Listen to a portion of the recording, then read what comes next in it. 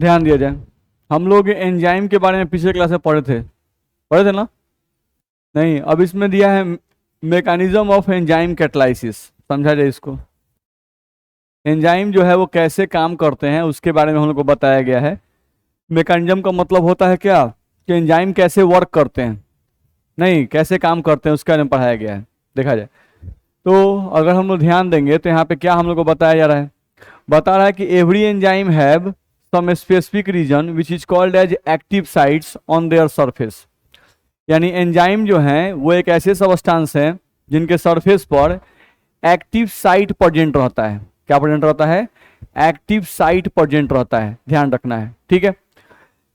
देखा जाए the shape of active site of any given enzyme is like a cavity such that only a specific substrate can fit into it in the same way as one key can fit in a particular lock।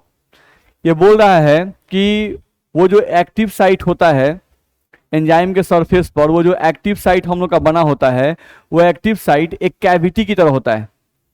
Cavity का मतलब उस एक खास उसमें whole बना हुआ रहता है और उस होल का एक खास स्ट्रक्चर होता है। नहीं, जैसे आप ताले को देखते हैं, ताले में एक होल बना होता है, नहीं, और उस होल का एक खास स्ट्रक्चर होता है ताले के अंदर, क्योंकि हर एक ताले के लिए क्या है, अलग अलग चाबी है। हर एक ताले के लिए क्या है, अलग अलग चाबी है। यानी कि आप किसी भी ताले में कोई भी चाबी लगाकर उसको नहीं खोल सकते हैं। सेम एज एंजाइम के सरफेस पर एक कैविटी बनी होती है, उस कैविटी का स्ट्रक्चर बिल्कुल बहुत स्पेसिफिक होता है, बहुत खास होता है। नहीं, कुछ इस तरह का खास होता है, इसमें बता रहा है जैसे ताले में कैविटी बना होता है, नहीं, और ताले का जो कैविटी है वो एकदम यूनिक होता है, स्पेसिफिक होता है कि वो अपनी चाबी से ही खुलेगा। बिल्कुल एंजाइम के अंदर भी जो कैविटी होता है वो बिल्कुल उसी तरह का स्पेसिफिक नेचर का होता है। नहीं, यानी इसका मतलब क्या है? इसका मतलब है कि ऐसा नहीं है कि एंजाइम के सरफेस पर कोई भी रिएक्टेंट आए, चिपक जाए, नहीं, और एंजाइम उसको प्रोडक्ट में कन्वर्ट कर देगा, ऐसा नहीं होता है। ध्यान रखना है, एंजाइम बिल्कुल स्पेसिफिक है। अगर एक एंजाइम ग्लूकोज को पचाने के लिए बना हुआ है तो वो ग्लूकोज को ही पचाएगा, वो माल्टोज को या किसी और दूसरे सबस्टांस को नहीं पचाएगा। ध्यान रखना है, ठीक है। चलो, तो वही लिखा हुआ है कि the shape of active site, जो एक्टिव साइट है एंजाइम का, नहीं, जिसके मदद से वो प्रोडक्ट बनाता है, यानी रिएक्टेंट को छोटे छोटे कणों में तोड़ देता है, उसको क्या कहते हैं? Active site. तो the shape of active site of any given enzyme is like a cavity. Cavity का मतलब क्या होता है? एक होल, नहीं, एक छेद उसमें बना होता है, ध्यान रखना है। Such that only a specific substrate, substrate का मतलब क्या? रिएक्टेंट, जो आप खाना खाते हो उसको हम लोग सबस्ट्रेट बोल रहे हैं। Such that only a specific substrate can fit into it, नहीं, स्पेसिफिक सबस्ट्रेट ही उसमें फिट करेगा। ध्यान रखना है, किस तरह भाई? तो in the same way as one key can fit in a particular lock. जैसे एक की सिर्फ एक खास लॉक में ही फिट होता है, वैसा ही आप जो भी खाना खाते हो उस खाने का एक भाग को एक ही एंजाइम पचाएगा, नहीं, फिर दूसरे भाग को पचाने के लिए दूसरा एंजाइम, तीसरे भाग को पचाने के लिए तीसरा एंजाइम, ठीक है, वही लिखा हुआ है। These active sites are associated with some functional group. ये जो एक्टिव साइट होते हैं, जो कैविटी बना होता है एंजाइम पर, उस कैविटी के अंदर कुछ लिक्विड प्रेजेंट रहते हैं, कुछ सबस्टांस प्रेजेंट रहते हैं, कुछ फंक्शनल ग्रुप प्रेजेंट रहते हैं। वो फंक्शनल ग्रुप कौन कौन से होते हैं भाई? तो एमीन है आपका NH2 जो कि बेस की तरह काम करता है, एसिड है आपका, अल्कोहल है OH, SS थायोल, ये भी एक प्रकार का अल्कोहल है। तो ये सब जो फंक्शनल ग्रुप हैं ये एंजाइम के एक्टिव सरफेस पर प्रेजेंट रहते हैं। इसी कारण से एंजाइम जो है वो बहुत अच्छा कैटलिस्ट होता है। अगर ये फंक्शनल ग्रुप एंजाइम के सरफेस से हटा दिए जाएं तो एंजाइम की कैटालाइटिक एक्टिविटी कई गुना घट जाएगी। मेरी बात समझ में आ रही है? नहीं, तो ये ध्यान रखना है। This functional group form weak bond such as hydrogen bond, van der Waal bond, it is with the substrate molecule. Substrate किसको बोल रहा है? खाना को, नहीं, या रिएक्टेंट को। जो हम लोग खाते हैं वो क्या है? रिएक्टेंट, सबस्ट्रेट, नहीं। तो जैसे ही आप खाना खाते हो, खाने को क्या करता है? पार्टिकुलर एंजाइम जो है वो उस खाने को अपने सरफेस की ओर अट्रैक्ट करता है, सरफेस की ओर अट्रैक्ट करेगा, और सरफेस पर क्या प्रेजेंट है? ये फंक्शनल ग्रुप प्रेजेंट है। ये फंक्शनल ग्रुप क्या करते हैं? नहीं, जो भी आप खाना खाते हो उस खाने के पार्टिकुलर भाग से ये क्या करते हैं, टेम्पोररी बॉन्ड बना लेते हैं। नहीं, या तो हाइड्रोजन बॉन्ड या तो वंडरवाल बॉन्ड बना लेते हैं। यानी पहले सिंपली सिंपली उनसे रिएक्शन करते हैं, नहीं उन पर इफेक्ट दिखाना शुरू करते हैं। जब धीरे धीरे रिएक्शन करेंगे, टेम्पोररी बॉन्ड बनाएंगे, तभी तो तोड़ेंगे भाई। नहीं तो वो ध्यान रखना है। इतना बात में दिक्कत है? अगले पॉइंट पे आ जाओ। अगला पॉइंट हम लोग देखें अगर, तो हम लोग का इसमें लिख रहा है कि this specific binding leads to the formation of an enzyme substrate complex. ध्यान रखना है। ये हो गया आपका ई का मतलब एंजाइम, एस का मतलब सबस्ट्रेट, यानी ये सबस्ट्रेट कुछ भी हो सकता है, शुगर, ग्लूकोज, नहीं यूरिया जो आप पढ़ चुके हैं, नहीं उनमें से कोई भी हो सकता है। तो अलग अलग सबस्ट्रेट के लिए अलग अलग एंजाइम होता है। नहीं तो सबसे पहले एंजाइम सबस्ट्रेट को आकर्षित करता है, अपने सरफेस पर एडजॉर्ब करता है और क्या बनाता है, ES, नहीं जिसको क्या कहा गया, एंजाइम सबस्ट्रेट कॉम्प्लेक्स। समझ में आ रहा है? इतना में दिक्कत है? चलिए आगे बढ़े। Once the proper orientation has been achieved, substrate molecule react to form product। ध्यान रखना है। ये क्या बोल रहा है, जैसे आपको ताले को खोलना होता है, तो ताले को खोलने के लिए सिर्फ चाबी को अंदर डाल देना जरूरी नहीं है, उस चाबी को सही ओरिएंटेशन में घुमाना भी जरूरी है। ध्यान रखना है, आप जब सही ओरिएंटेशन में घुमाओगे नहीं तभी आपका ताला खुलेगा। तो ये भी कुछ वैसे ही कह रहा है, once the proper orientation has been achieved, यानी एंजाइम सबस्ट्रेट को अपने सरफेस पर एब्जॉर्ब करता है, नहीं और उनको रोटेट करते करते करते करते नहीं सही जगह पर लाता है, ताकि अब हम इसे रिएक्शन करके, क्योंकि हम लोग बता चुके हैं रिएक्शन के लिए प्रॉपर डायरेक्शनल कोलिजन जरूरी होता है। नहीं तो वैसे ही जब एंजाइम के सरफेस पर सबस्ट्रेट चिपकते हैं तो सबस्ट्रेट को भी प्रॉपर डायरेक्शन में चिपकना होगा, नहीं तभी एंजाइम सबस्ट्रेट को प्रोडक्ट में बदल पाएगा। ठीक है, तो वही ये बोल रहा है कि once the proper orientation has been achieved, substrate molecule react to form product. Substrate molecule react to form product, यानी अब ये ES बदल जाए कौन सी में, EP में। नहीं ध्यान रखना, ES बदल गया कौन सी में, EP में। ध्यान रखना है, जैसे ही ES EP में बदलेगा आपका E अलग हो जाएगा और P क्या होगा, अलग हो जाएगा। ध्यान रखना है। तो वही हम लोग को बताया गया, ES हो गया एंजाइम सबस्ट्रेट कॉम्प्लेक्स और ये हो गया एंजाइम प्रोडक्ट एसोसिएशन। जैसा ही EP बनेगा, प्रोडक्ट धीरे धीरे आपके एंजाइम के सरफेस से अलग हो जाएगा और एंजाइम अलग हो जाएगा। एंजाइम फिर से फ्री हो जाता है नए सबस्ट्रेट को अट्रैक्ट करने के लिए, यानी नया जो रिएक्टेंट मॉलिक्यूल होगा उसको अट्रैक्ट करने के लिए एंजाइम का सरफेस फिर से खाली हो जाता है। मेरी बात समझ में आई? फिर से समझते हैं क्या क्या बोला गया, ध्यान सुनिए। हम लोग को यह कहा गया कि एंजाइम जो होते हैं उनके सरफेस पर एक्टिव साइट्स होता है, पहला पॉइंट।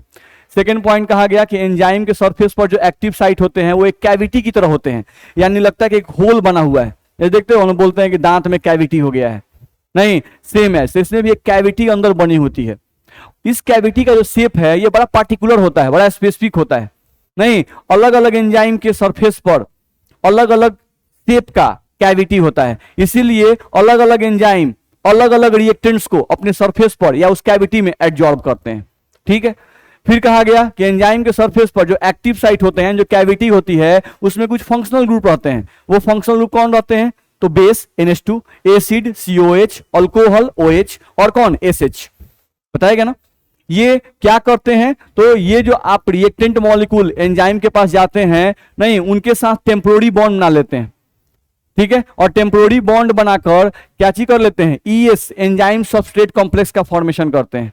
ठीक है, एंजाइम सबस्ट्रेट का कॉम्प्लेक्स का फॉर्मेशन करते हैं और करके क्या करते हैं, सबस्ट्रेट को प्रॉपर डायरेक्शन में ओरिएंट करते हैं। नहीं प्रॉपर डायरेक्शन में ओरिएंट करते हैं, इनको सही डायरेक्शन में घुमाते हैं ताकि रिएक्शन सही तरीके से हो सके। प्रॉपर डायरेक्शन में ओरिएंट करने के बाद वो क्या करते हैं, एंजाइम सब्सट्रेट एंजाइम प्रोडक्ट में बदल जाते हैं। जैसे ही एंजाइम प्रोडक्ट बनेगा, एंजाइम अलग हो जाएगा और प्रोडक्ट क्या होगा, अलग हो जाएगा। बोलो दिक्कत है? वही हम लोग को यहां से बताया गया। ये जो स्टेप होता है, ये जो स्टेप है, इस स्टेप को लिखा हुआ है कि ये स्लोएस्ट स्टेप होता है।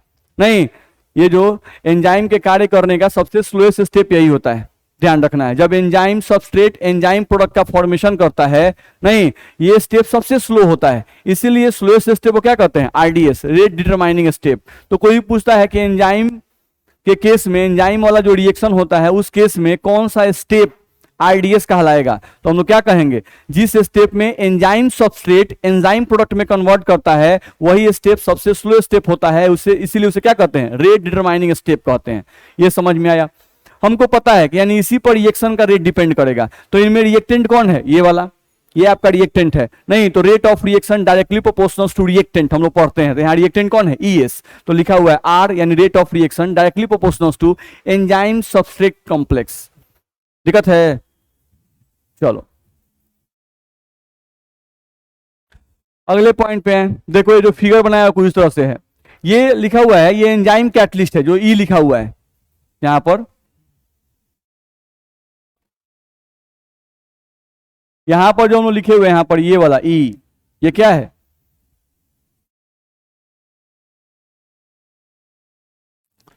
ये आपका एंजाइम है। और ये क्या है देख रहे हो, सबस्ट्रेट यानी कि रिएक्टेंट लिखा भी हुआ है।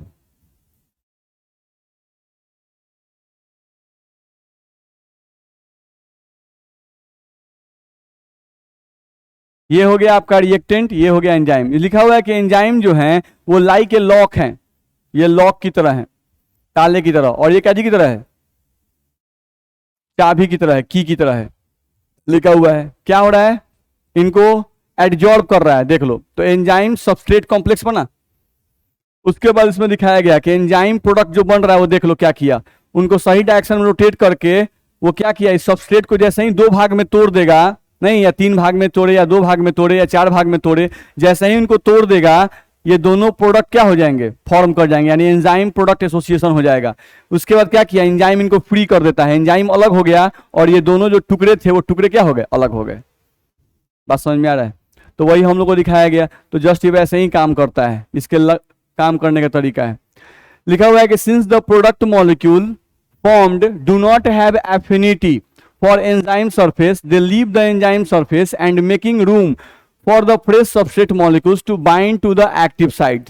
क्या मतलब है, ये बोल रहा है कि यहाँ जो प्रोडक्ट, जैसे ही प्रोडक्ट बनता है, इस प्रोडक्ट का एंजाइम के सरफेस से कोई अट्रैक्शन फोर्स नहीं रहता है।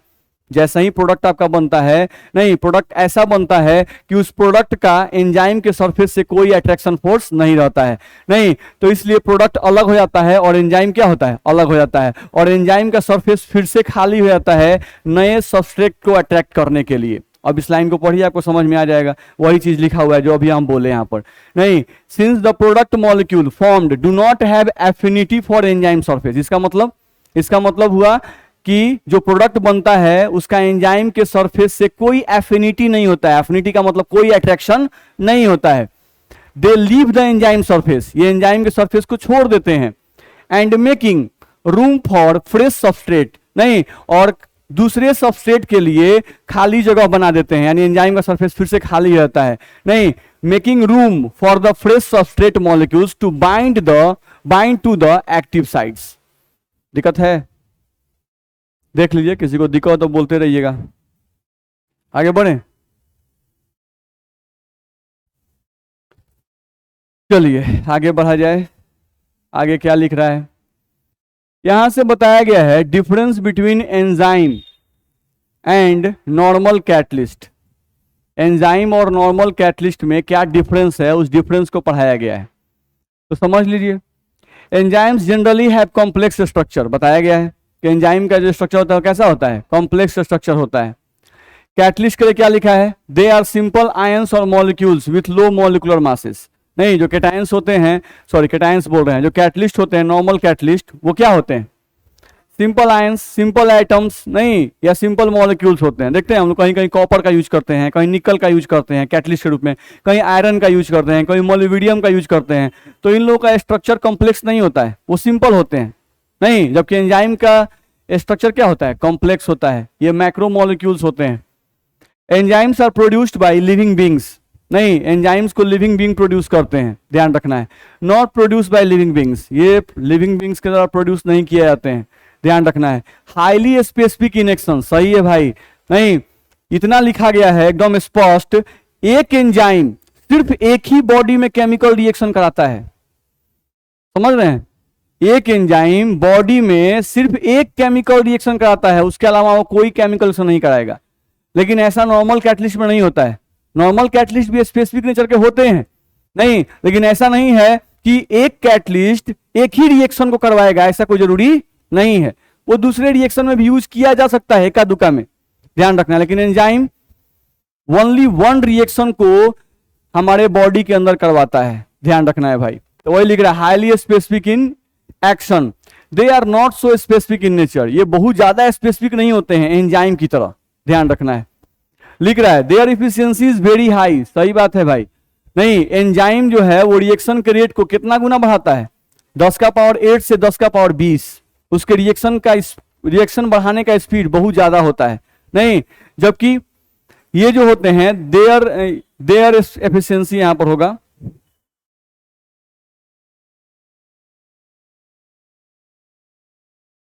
यहां पर हम लिखे हैं दे एफिशिएंसी, नहीं देयर।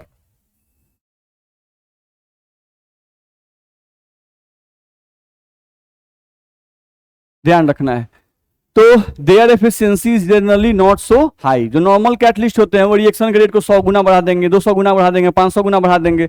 नहीं, लेकिन एंजाइम कम से कम बढ़ाएगा तो 10 करोड़ गुना, कम से कम बढ़ाएगा तो 10 करोड़ गुना रिएक्शन के रेट को बढ़ाता है। वही इसमें लिखा हुआ है। फिर लिखा हुआ है दे कैटलाइज बायोलॉजिकल रिएक्शन। नहीं, ये बायोलॉजिकल रिएक्शन को अंजाम देते हैं। They are use to catalyse non biological reaction. जो नॉन बायोलॉजिकल रिएक्शन होते हैं उनको ये लोग अंजाम देते हैं। बात समझा रहे ना? यानी बॉडी के अंदर जो रिएक्शंस होते हैं उनके लिए जो कैटलिस्ट यूज होता है वो कौन है, एंजाइम। नहीं, और नॉर्मल लाइफ में जैसे कोई रिएक्शन हम लोग करा रहे हैं, नहीं, तो उसके लिए जो कैटलिस्ट यूज करते हैं वो हम लोग नॉर्मल लाइफ में जो कैटलिस्ट यूज करते हैं, निकल, कॉपर, ये सब जो यूज करते हैं वो लोग हो गए नॉर्मल कैटलिस्ट। ध्यान रखना है, वो बायोलॉजिकल रिएक्शन को अंजाम नहीं देते हैं, ध्यान रखना है। फिर क्या लिख रहा है, their efficiency is greatly affected by change in temperature और पीएच। सही बात है भाई। हम लोग आपको पिछले क्लास में बताए थे कि एंजाइम जो होते हैं वो एक्टिव रहते हैं, नहीं, किस टेम्परेचर पर, 37 डिग्री सेल्सियस पर, और पीएच का वैल्यू 5 to 7 होना चाहिए। नहीं, एंजाइम अच्छे तरीके से काम करे इसके लिए क्या जरूरी है कि टेम्परेचर कितना होना चाहिए, 37 डिग्री सेल्सियस, और पीएच का वैल्यू बॉडी कितना होना चाहिए, 5 to 7। ये हम पिछले क्लास में बताए थे आपको, ध्यान रखना है। तो एंजाइम की एक्टिविटी के लिए टेम्परेचर और पीएच का वैल्यू फिक्स है, कितना टेम्परेचर पर वो अच्छा काम करेगा। अगर आप टेम्परेचर चेंज करते हो, बॉडी का टेम्परेचर चेंज होता है या बॉडी का पीएच वैल्यू अगर चेंज करता है तो आपका एंजाइम खाने को सही तरीके से नहीं पचाएगा, या आपका एंजाइम बॉडी के अंदर जो भी बायोलॉजिकल प्रोसेस कर रहा है उसको सही तरीके से नहीं करेगा, ध्यान रखना है। तो एंजाइम टेम्परेचर पे डिपेंड करता है, पीएच पे डिपेंड करता है, ये अफेक्टेड हो जाएगा, यानी बदल जाएगा। नहीं, इसके काम करने का तरीका बदल जाएगा, काम करने का स्पीड चेंज कर जाएगा अगर टेम्परेचर और पीएच चेंज किया जाएगा तो, ठीक। लेकिन नॉर्मल कैटलिस्ट जो हैं ये टेम्परेचर से और पीएच से बहुत ज्यादा प्रभावित नहीं होते हैं, ध्यान रखना है। तो वही बात हम लोग को लिखा हुआ है। इसका जो होता है वो लॉक की मैकेनिज्म पे ये काम करता है। कैसे काम करता है, लॉक की मैकेनिज्म पे ये काम करता है भाई, ध्यान रखना है। नहीं, यानी जैसे चाबी ताले खुलते हैं बिल्कुल वैसे ये काम करता है, ध्यान रखना है। जबकि इसका मैकेनिज्म है इंटरमीडिएट फॉर्मेशन या एडजॉर्प्शन मैकेनिज्म, जो कि हम लोग पढ़ चुके हैं। यानी जो नॉर्मल कैटलिस्ट होते हैं वो क्या करते हैं, दूसरे सबस्टांसेस को, यानी कोई भी रिएक्टेंट हो उसको अपने सरफेस पर पहले एडजॉर्ब करते हैं, उनके बीच में टकराव करवाते हैं और तब उनके बीच में रिएक्शन करवाते हैं। नहीं, तो नॉर्मल कैटलिस्ट जो है उनके पास ये नहीं है कि वो इसी साइज के कैटलिस्ट को अट्रैक्ट कर, इसी साइज के रिएक्टेंट को अट्रैक्ट करेंगे, ध्यान रखना है। वो किसी साइज के रिएक्टेंट को अपने सरफेस पर अट्रैक्ट करते हैं, उनके बीच में सही टकराव करवाते हैं, नहीं, और टकरा करा के प्रोडक्ट का फॉर्मेशन करते हैं। जो नॉर्मल कैटलिस्ट होते हैं उनके पास कोई फंक्शनल ग्रुप प्रेजेंट रहता है क्या, एसिड और बेस। जैसे नॉर्मल कैटलिस्ट का मतलब हुआ कॉपर, तो कॉपर के सरफेस पर बहुत सारा एसिड और बेस प्रेजेंट रहता है क्या, नहीं, नहीं। लेकिन एंजाइम ऐसे कैटलिस्ट हैं जिनके सरफेस पर बहुत सारा फंक्शनल ग्रुप प्रेजेंट रहता है, बस में रहा है, और उन फंक्शनल ग्रुप के मदद से वो अपना कैटालाइटिक एक्टिविटी दिखाता है। तो ये हम लोग को ध्यान रखना होगा। तो वही सब इसमें लिखा गया। इतना में दिक्कत है किसी को भी? तो एंजाइम के बारे में हम लोग पिछले क्लास में ये सब पढ़े हुए थे, ध्यान रखना है। ये कुछ दिया हुआ है हम लोग के एनसीईआरटी का ही ये फोटो है। नहीं, जैसे ये बताया है कि अगर कोई पूछ दिया आपसे कि हैबर्स प्रोसेस में 2-3 एग्जांपल है, हैबर्स प्रोसेस जो होता है उसमें क्या होता है, तो अमोनिया का फॉर्मेशन होता है। N2+3H2 से क्या बना है, 2NH3 बना है ना। तो कोई पूछता है आपके एनसीईआरटी में क्वेश्चन पूछ दिया कि हैबर प्रोसेस में कौन सा कैटलिस्ट यूज किया जाता है, नहीं, तो जो तीर पर लिखा हुआ है वो कैटलिस्ट आपको याद करना है, क्योंकि इसने क्वेश्चन पूछा आपके एनसीईआरटी में। तो ये हो गया आपका हैबर प्रोसेस। तो हैबर प्रोसेस में N2 और H2 रिएक्शन करते हैं और अमोनिया का फॉर्मेशन करते हैं, और इसमें जो कैटलिस्ट यूज किया जाता है वो आपका होता है आयरन का चूर्ण। क्या यूज किया जाता है? आयरन का चूर्ण। दिखे लिखा हुआ है फाइनली डिवाइडेड आयरन, वही आपका कैटलिस्ट का काम करता है। और इसमें प्रोमोटर का भी यूज किया जाता है। वो प्रोमोटर कौन होता है? मोलिबिडियम। याद रहे, हैबर्स प्रोसेस में N2 और H2 के बीच का रिएक्शन होता है, NH3 का फॉर्मेशन होता है नहीं, और इसमें जो कैटलिस्ट यूज होता है वो कौन है? आयरन का महीन चूर्ण। ठीक है, और इसमें जो प्रोमोटर यूज होता है वो कौन होता है? मोलिबिडियम।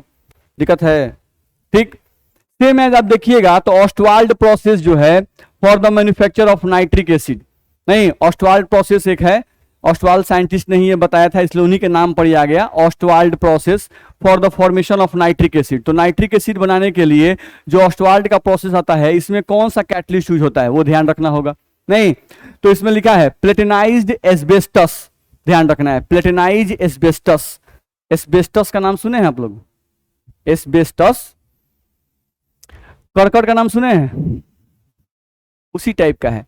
नहीं, तो प्लेटिनाइज्ड एस्बेस्टस यानी ऐसे एस्बेस्टस नहीं जिस चीज से एस्बेस्टस बना है, एस्बेस्टस नहीं यूज करना है, नहीं, लेकिन जो एस्बेस्टस होते हैं उन्हीं का एक ले लीजिए और उस पर और क्या मिक्स किया गया है? प्लैटिनम। क्या मिक्स किया गया है? प्लैटिनम। तो ध्यान रखना है प्लेटिनाइज्ड एस्बेस्टस वो यूज किए जाते हैं इसमें, ध्यान रखना है। ठीक, एक है आपका कॉन्टेक्ट प्रोसेस। तो कॉन्टेक्ट प्रोसेस से क्या बनाया जाता है? सल्फ्यूरिक एसिड H2SO4 का फॉर्मेशन होता है। नहीं, तो इसमें भी जो कैटलिस्ट यूज किया जाता है वो सेम जैसा हम लोग नाइट्रिक एसिड में यूज करते हैं वैसा ही इसमें भी कैटलिस्ट यूज करते हैं। तो हम लोग क्या चीज पढ़ रहे हैं? कैटलिस्ट के बारे में। बात समझ में आ रहा है? तो आपसे पूछेगा हैबर प्रोसेस में कैटलिस्ट आयरन, प्रोमोटर मोलिबिडियम। नहीं, हमसे पूछेगा ऑस्टवाल्ड प्रोसेस में कैटलिस्ट कौन है? तो प्लेटिनाइज्ड एस्बेस्टस। इसमें भी कौन है? तो प्लेटिनाइज्ड एस्बेस्टस। याद रहेगा? दिक्कत है? किसी को दिक्कत तो बोलिएगा, आगे बढ़े ना, देखा जाए। अब जैसे ये एक दो क्वेश्चन है जो एनसीईआरटी के इंटेक्स्ट में दिया हुआ है, नहीं, तो उसको थोड़ा सा ध्यान रखेंगे। क्या क्वेश्चन दिया हुआ है? क्वेश्चन दिया हुआ है कि why is it necessary to remove CO when ammonia is obtained by Haber process. नहीं, ऐसा बोला जाता है। हैबर प्रोसेस हम लोगों का सरफेस केमिस्ट्री का टॉपिक नहीं है। हैबर प्रोसेस जो है ये टॉपिक है पी ब्लॉक का। किस ब्लॉक का है? P block. अमोनिया का फॉर्मेशन, कॉन्टेक्ट प्रोसेस यानी H2SO4 नाइट्रिक एसिड का फॉर्मेशन, या आप जो पढ़ रहे हैं इसमें कॉन्टेक्ट प्रोसेस जो पढ़िएगा, नहीं, जिससे आप सल्फ्यूरिक एसिड बनाते हैं, सब पी ब्लॉक में पढ़ना है डिटेल। यहां पर बस एग्जाम्पल एक दो दे दिया, नहीं, लेकिन क्वेश्चन ये जो पूछा है वो रिलेटेड है पी ब्लॉक से। बस में आ रहा है तो, लेकिन आसान सा क्वेश्चन है, आप समझ सकते हैं इसको। क्या क्वेश्चन पूछा है? ये बोल रहा है कि why it is necessary to remove CO when ammonia is obtained by Haber process। ठीक है, चलो, ये बोल रहा है क्या कि जब आप अमोनिया बनाते हो, N2+3H2 बनाते हो, नहीं, कैटलिस्ट का यूज करते हो, प्रमोटर का यूज करते हो, तो इनके फॉर्मेशन के दौरान NH3 तो बनता ही है, नहीं, साथ साथ NH3 के साथ ये बोल रहा है कि एक कार्बन मोनोऑक्साइड गैस भी बनता है, ये भी बनता है। नहीं, तो जैसे ही ये बनता है इसको हटा दिया जाता है, जैसे ही ये बनता है इसको हटा दिया जाता है। तो काहे हटा दिया जाता है, क्यों हटा दिया जाता है, यही सवाल पूछ रहा है। बात समझ में आ रहा है? तो क्यों हटाया जाता है? तो हम एक बात आपको पढ़ाए थे, पॉइजन और प्रोमोटर्स। नहीं, तो अगर किसी रिएक्शन में प्रोमोटर बनने लगे तो प्रोमोटर को हटाया नहीं जाता है, छोड़ दिया जाता है। क्यों? क्योंकि प्रोमोटर रिएक्शन के रेट को बढ़ाने में मदद करते हैं। लेकिन अगर पॉइजन बनने लगे तो पॉइजन को जल्दी हटा दिया जाता है, ध्यान रखना है, क्योंकि नहीं हटाएंगे तो रिएक्शन जिस स्पीड से चल रहा था उस स्पीड से और स्पीड कम हो जाएगा। तो रिएक्शन का स्पीड नहीं घटे, इसके लिए जरूरी है कि जो भी पॉइजन्स बनते हैं उनको रिमूव कर दिया जाए, हटा दिया जाए। ठीक है, तो अमोनिया के प्रोसेस में जो हैबर प्रोसेस है उसमें अमोनिया के बनने के समय जो CO बनता है वो क्या है? पॉइजन। वो क्या है? हमारा पॉइजन। तो उस पॉइजन को हटाएंगे तो रिएक्शन सही तरीके से चलेगा। लिखा हुआ है देखो, CO act as a poison for the catalyst. यहां जो हम लोग कैटलिस्ट यूज करते हैं हैबर प्रोसेस में, कैटलिस्ट कौन है? आयरन। नहीं, तो यहां जो CO बनता है रिएक्शन के समय, वो CO कैसे काम करता है कैटलिस्ट के लिए? पॉइजन की तरह। ध्यान रखना। तो वही लिखा है CO act as poison for the catalyst used in the manufacture of ammonia by Haber process, hence it is necessary to remove it. इसलिए जरूरी है उस पॉइजन को हटाना, नहीं तो वो क्या करेगा, रिएक्शन के रेट को घटा देगा। फैक्ट है।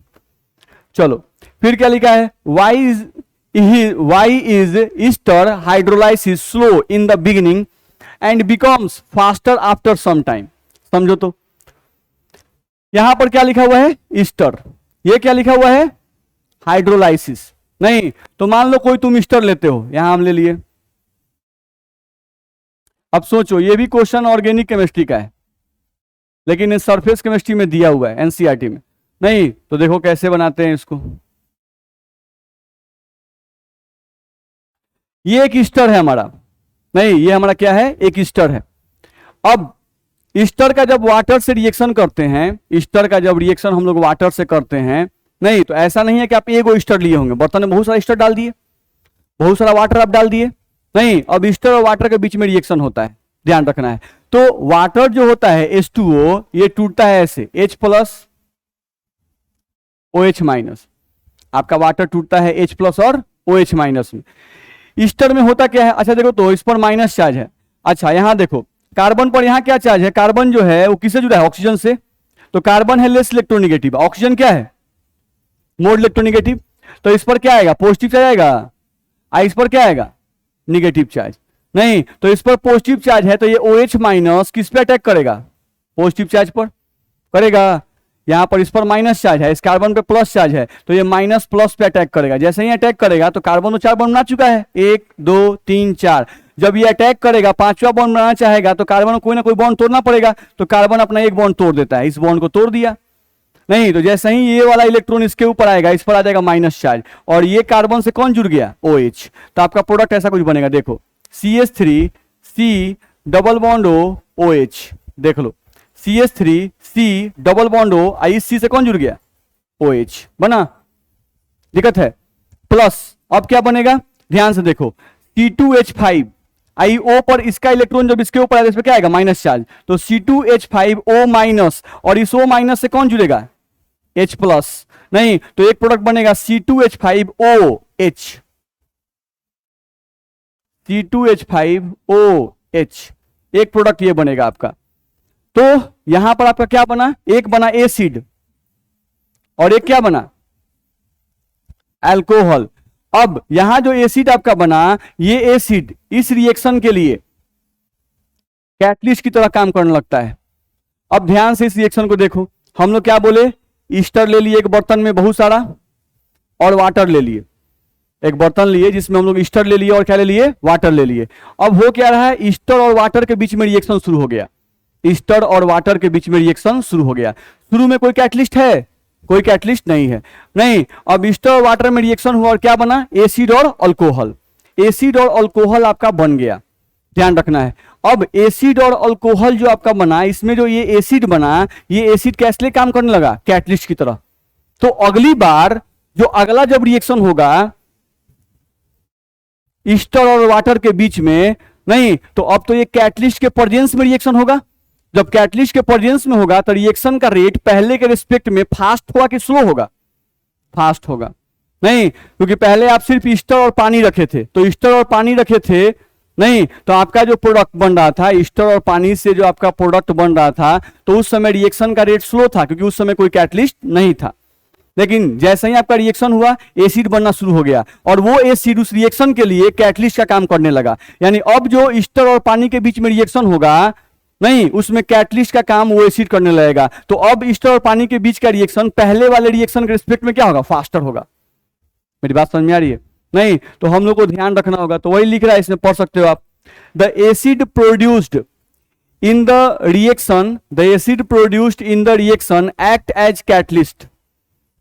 जो एसिड बनता है, द एसिड प्रोड्यूस्ड, जो एसिड प्रोड्यूस हुआ, नहीं the acid produced in the reaction act as catalyst, ध्यान रखना है, जिसको ऑटो कैटलिस्ट कहते हैं, अपने आप ये कैटलिस्ट का काम करने लगा for the reaction, hence the reaction becomes faster after some time. इसीलिए कुछ देर के बाद रिएक्शन क्या होता है, फास्ट हो जाता है, दिक्कत है। तो एक ये क्वेश्चन भी हम लोग का आता है, ध्यान रखना है। चलो अगले पे आए, तो अगला हम लोग को इससे बोल रहा है कि what is the role of desorption in the process of catalysis. नहीं, डिजॉर्प्शन का क्या काम है, ठीक है, कैटालाइसिस के प्रोसेस में डिजॉर्प्शन का क्या काम होता है। तो पहले आप जानते हैं डिजॉर्प्शन का मतलब होता है एडजॉर्बेट और एडजॉर्बेंट को अलग करने का जो प्रोसेस होता है उसी को हम लोग क्या कहते हैं, डिजॉर्प्शन। नहीं, तो कैटलिस्ट क्या करते हैं, रिएक्टेंट को अपने सरफेस पर अट्रैक्ट करते हैं, नहीं, और अट्रैक्ट करके उनको क्या करते हैं, प्रोडक्ट में बदल देते हैं। तो अगर कैटलिस्ट के सरफेस पे प्रोडक्ट बन गया तो निश्चित रूप से अब कैटलिस्ट को और प्रोडक्ट को अलग करना पड़ेगा। नहीं, अगर दोनों अलग होंगे तभी ना कैटलिस्ट फिर दूसरे रिएक्टेंट को अपने सरफेस पर एडजॉर्ब कर पाएगा। नहीं, तो कैटलिस्ट और प्रोडक्ट को अलग करने के लिए जो प्रोसेस आप अप्लाई करते हो उसे क्या कहते हैं, डिजॉर्प्शन। कैटलिस्ट को और रिएक्टेंट को अलग करने के लिए जो आप प्रोसेस अप्लाई करते हो उसे क्या कहते हैं, डिजॉर्प्शन। ध्यान रखना है। तो डिजॉर्प्शन का प्रोसेस करेंगे तभी कैटलिस्ट का सरफेस खाली होगा, कैटलिस्ट का सरफेस खाली होगा तभी कैटलिस्ट नए रिएक्टेंट को फिर से एब्जॉर्ब करेगा और रिएक्शन करवा पाएगा। तो वही लिखा हुआ होगा, desorption make the surface of the solid catalyst free. Desorption क्या करता है, सॉलिड कैटलिस्ट के सरफेस को फ्री करवा देता है। किससे, प्रोडक्ट से या रिएक्टेंट मॉलिक्यूल से। ध्यान रखना है, desorption make the surface of the solid catalyst free for the fresh absorption of reactants on the surface. बोलो दिक्कत है किसी को भी, दिक्कत है इसमें। चलिए, तो यहां तक हम लोग देखें अगर तो एंजाइम का जो कैटालाइसिस था वो हम लोग का खत्म हुआ, बात समझ रहा है। अब इसके बाद दूसरा टॉपिक हम लोग का आता है, उसको हम लोग देखें। इसका पीडीएफ आप लोग का तैयार कर दें हम, नहीं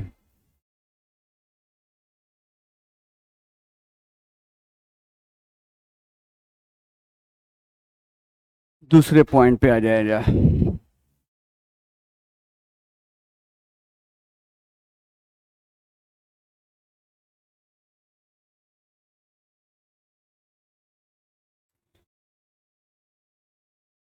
तो एंजाइम के बारे में हम लोग पहले भी पढ़े थे, नहीं पिछले क्लास में एंजाइम के बारे में पढ़े थे, और आज एंजाइम का जो मैकेनिज्म था उसके बारे में हम लोग डिटेल से पढ़े। ध्यान रखना है। अब हम लोग देखें अगर तो हम बताए थे कि सरफेस केमिस्ट्री में हम लोगों का 4 टॉपिक आता है, ठीक है। तो एक टॉपिक आपका आता था एडजॉर्प्शन और एब्जॉर्प्शन जो पढ़ लिए, दूसरा टॉपिक था कैटालाइसिस वो भी हम लोग पढ़ लिए। अब इसमें का ये लास्ट टॉपिक आता है कोलोइड्स।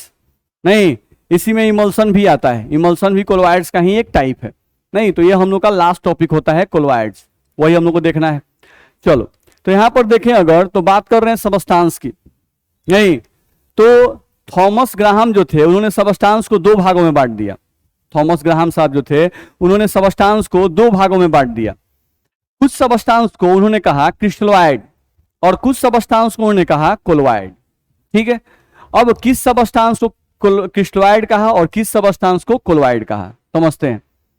जिन सबस्टांसेस का सॉल्यूशन एनिमल मेम्ब्रेन से पास कर जाएगा, ध्यान सुनिए क्या मैंने कहा, जिन सबस्टांसेस का सॉल्यूशन एनिमल मेम्ब्रेन से पास कर जाएगा वो लोग क्रिस्टलॉइड कहलाएंगे, ठीक है। अब सवाल उठता है कि अच्छा एनिमल मेम्ब्रेन क्या है, जानवर की चमड़ी, जैसे आप भी जानवर हैं आपकी भी चमड़ी होती है। नहीं, इस चमड़ी को आप देख सकते हैं, इस पे छोटे छोटे छिद्र बने होते हैं, ठीक है। तो इसको हम लोग कहते हैं एनिमल मेम्ब्रेन, जानवर का झिल्ली यानी जानवर का चमड़ी, ठीक। दूसरा एक होता है पर्चमेंट पेपर। नहीं, तो पर्चमेंट पेपर भी जो होता है वो भी हम लोगों का उस पर छोटे छोटे छिद्र बने रहते हैं, ठीक है। अब हम क्या करते हैं, 1 गिलास पानी लेते हैं और 1 गिलास पानी में नमक डाल दिए, नमक को मिला दिए, नहीं, और नमक को मिला के हम क्या किए कि जो जानवर का जो झिल्ली आप लिए एनिमल मेम्ब्रेन जो लिए हुए हैं उस पर उस सॉल्यूशन को डाल दिए। अगर सॉल्यूशन कंप्लीट पास कर गया, NaCl का सॉल्यूशन अगर कंप्लीट पास कर गया तो इसका मतलब हुआ कि NaCl क्रिस्टलॉइड है। NaCl क्या है, क्रिस्टलॉइड। दिक्कत है, यानी जिस सबस्टांस का सॉल्यूशन एनिमल मेम्ब्रेन से पास कर जाएगा वो सबस्टांस क्रिस्टलॉइड कहलाएगा, ठीक। और जिस सबस्टांस का सॉल्यूशन एनिमल मेम्ब्रेन से पास नहीं करेगा वो क्या कहलाएगा, कोलोइड कहलाएगा। ऐसा किसका कहना था, ग्राहम साहब का। नहीं, यानी उन्होंने कहा कि जो सबस्टांस क्रिस्टलॉइड है वो क्रिस्टलॉइड ही रहेगा, और जो सबस्टांस कोलॉइड है वो कोलॉइड ही रहेगा। क्रिस्टलॉइड कोलॉइड नहीं हो सकता है और कोलॉइड क्रिस्टलॉइड नहीं हो सकता है। ठीक, उन्होंने कहा, एग्जाम्पल दिया, उन्होंने कहा कि आप पानी ले लो, पानी में चीनी का सॉल्यूशन ले लो, नहीं, और पानी में चीनी के सॉल्यूशन को मिला के आप क्या करो, एनिमल मेम्ब्रेन लेकर एनिमल मेम्ब्रेन पर डाल दो, नहीं, तो पानी और चीनी का जो सॉल्यूशन है वो एनिमल मेम्ब्रेन से पास कर जाता है, तो पास कर गया, इसका मतलब चीनी क्रिस्टलॉइड है। जिस सबस्टांस का सॉल्यूशन एनिमल मेम्ब्रेन से पास कर गया वो क्या है, क्रिस्टलॉइड। तो अगर चीनी का सॉल्यूशन एनिमल मेम्ब्रेन से पास कर गया तो चीनी भी क्या है, क्रिस्टलॉइड। सॉल्ट यानी नमक भी क्या है, क्रिस्टलॉइड। मेरी बात समझ में आ रही है? नहीं, तो उन्होंने दिया सॉल्ट, शुगर, यूरिया, ग्लूकोज, इन सभी को उन्होंने क्या कहा, क्रिस्टलॉइड। काहे क्रिस्टलॉइड कहा, क्योंकि इनका एक्वस सॉल्यूशन एनिमल मेम्ब्रेन से पास कर जाता था। ठीक है, यहां आ जाइए। अब कुछ ऐसे सबस्टांस थे जैसे स्टार्च यानी गेहूं चावल जो हम लोग कहते हैं, नहीं, starch, gum, glue, gelatin, albumin, ETC are called as colloid. इनको कोलॉइड कहा गया क्योंकि इनका सॉल्यूशन एनिमल मेम्ब्रेन से पास नहीं करता है। नहीं, आप नॉर्मल ले लो, पानी ले लो, घर में आटा होगा, आटा ले लो, पानी में डाल दो, मिला दो, नहीं, आप जैसे ही मिलाओगे लगेगा ले ही बन गया, बस मेरा है। अब जानवर को चमड़ी ले लो, मान लो अपने चमड़ी काट लेना, कुछ दूर तक नहीं काट सकते हैं, फिर चमड़ी जम जाता है, नहीं, और चमड़ी को लेके और उसके ऊपर आटा का सॉल्यूशन गिराओ, पास कर जाएगा, नहीं पास करेगा, ध्यान रखना है। नहीं, तो ये जो स्टार्च है वो क्या है, आटा, चावल, नहीं, इनको पीस दो, पीस के आप कोई सॉल्यूशन बना दो, सॉल्यूशन बना के एनिमल मेम्ब्रेन से पास करवाओगे तो एनिमल मेम्ब्रेन से इनका सॉल्यूशन पास नहीं करता है, तो इसलिए इन लोगों को क्या कहा गया, कोलॉइड्स। बात समझ में आ रही है? नहीं, तो जो सबस्टांस का सॉल्यूशन एनिमल मेम्ब्रेन से पास कर गया, क्रिस्टलॉइड, और जिसका सॉल्यूशन एनिमल मेम्ब्रेन से नहीं पास किया, कोलॉइड। इतना में दिक्कत है। ग्राहम साहब ने ये डेफिनेशन तो दे दिया, उन्होंने कहा कि जो सबस्टांस यानी मान लो नमक जो है, सॉल्ट, ये क्या है, क्रिस्टलॉइड। तो अगर नमक क्रिस्टलॉइड है तो वो कोलॉइड नहीं हो सकता है। ये कौन कह रहे हैं, ग्राहम साहब, ध्यान रखना है। लेकिन इनका ये जो डेफिनेशन था, ये डेफिनेशन बहुत जल्दी गलत हो गया। उनका ये डेफिनेशन था, ये डेफिनेशन बहुत जल्दी गलत हो गया। काहे गलत हो गया भाई, आप समझ सकते हैं, देख लीजिए। हुआ क्या, कहानी देखा जाए। जैसे हम लोग क्या किए, यहां पर थोड़ा ध्यान देते हैं। हम लोग यहां पर किए क्या कि एक बर्तन लिए और इस बर्तन में आप ले लिए वाटर और ले लिए आप NaCl, ठीक है, और यहां पर आप ले लिए ये जो हम एक लाइन खींचे हैं, ये एक्चुअली क्या है, एनिमल मेम्ब्रेन। ये क्या है भाई, एनिमल मेम्ब्रेन है। यहां एक नीचे बर्तन लगा दिए, इसको ऊपर से इसमें डाल दिए, तो वाटर प्लस NaCl के सॉल्यूशन को जो हम ऊपर से इसमें डाल दिए, तो डालने के बाद ये सॉल्यूशन जैसा था वैसा पास कर गया। नहीं, तो अगर ये पास कर गया तो इसका मतलब इसमें जो पदार्थ है NaCl, इस NaCl को हम लोग क्या कहेंगे भाई, क्रिस्टलॉइड। इसको क्रिस्टलॉइड कह दिया गया भाई। अब आ जाओ, यहां से हम देखें अगर, तो एक बर्तन हम ले लिए, ठीक है, अब इस बर्तन में हम लोग क्या किए, बेंजीन ले लिए C6H6 और वही पदार्थ ले लिए, कौन सा पदार्थ, NaCl। फिर से यहां पर एनिमल मेम्ब्रेन ले लिए भाई, ये हो गया आपका animal membrane, AM, animal membrane. नीचे एक बर्तन लगा दिए, इसको ऊपर से इसमें डाल दिए। जब पास करवा रहे हैं, नहीं, तो NaCl ऊपर ही रह जाता है, C6H6 नीचे चला आता है। तो NaCl तो इससे पास नहीं किया, तो NaCl इससे पास नहीं किया एनिमल मेम्ब्रेन से, तो अब यहां पर ये कैसे काम कर रहा है, कोलॉइड की तरह। अब बताओ, ग्राहम साहब कहते थे कि नमक जो है वो हमेशा काम कर रहा है कैसे, क्रिस्टलॉइड की तरह, लेकिन यहां तो जो ये नमक है ये हमारा कैसे काम कर रहा है, एक सॉल्यूशन में यानी वाटर में काम कर रहा है कैसे, क्रिस्टलॉइड की तरह, और बेंजीन सॉल्वेंट में कैसे काम कर रहा है, कोलॉइड की तरह। नहीं, क्या फर्क हुआ भाई, तो फर्क ये पड़ता है कि आप नमक को जब पानी में डालते हो तो आपका जो नमक है NaCl पानी के अंदर जाने के बाद ये टूट जाता है Na+ और Cl- में। नहीं, तो पानी के अंदर नमक टूट जाता है Na+ और Cl- में, यानी पानी के अंदर नमक के कणों का आकार क्या होता है, छोटा। पानी के अंदर नमक के कणों का आकार क्या होता है, छोटा। लेकिन यही NaCl को जब बेंजीन में डाला जाता है, नहीं तो ये NaCl को अगर आप बेंजीन में डालते हो NaCl प्लस C6H6, तो ये टूटता नहीं है, इसका आकार वैसा ही रह जाता है, NaCl के ही रूप में रह जाता है। नहीं, जैसे आप एक बर्तन में तेल ले लो, तेल मतलब बेंजीन समझ लो, क्योंकि बेंजीन भी एक प्रकार का तेल है, ठीक है। एक बर्तन में पानी ले लो, दोनों में नमक का ढेली लेके डाल दो, ढेली डालोगे देखो पानी में तो नमक का ढेली पूरा घुल मिल जाएगा, नहीं, लेकिन आप बेंजीन में डालोगे तो बेंजीन में वो नमक का जो ढेली होगा वो घुलेगा नहीं, ध्यान रखना है, वो Na+Cl में नहीं टूटेगा। तो यानी पानी के अंदर NaCl के कणों का आकार छोटा हो जाता है, लेकिन बेंजीन सॉल्वेंट में NaCl के कणों का आकार बड़ा रहता है, उसमें वो आयन में नहीं टूटता है। नहीं, तो इस कारण से NaCl जो है वो सॉल्वेंट एनिमल मेम्ब्रेन से पास नहीं किया। तो क्या हम ऐसा बोलें कि NaCl हमेशा क्रिस्टलोइड ही की तरह काम करेगा, या NaCl सिर्फ कोलोइड की तरह ही काम करेगा? क्या ऐसा बोलना सही है? नहीं, NaCl एक सॉल्वेंट में क्रिस्टलोइड की तरह भी काम कर रहा है और दूसरे सॉल्वेंट में कोलोइड की तरह भी काम कर रहा है। नहीं, तो हम ये नहीं कह सकते हैं कि एक ही सबस्टांस क्रिस्टलोइड होगा और वो कभी भी कोलोइड नहीं हो सकता है। नहीं, जैसे एक बच्चा है, अपने जब गार्जियन के साथ है तो वो शरीफ है, अपने दोस्तों के साथ है तो बदमाशी कर रहा है। नहीं, तो क्या किसी एक बच्चे को एक जगह उसका बिहेवियर देख के डिसाइड कर लिया जाए कि ये बच्चा अच्छा ही है?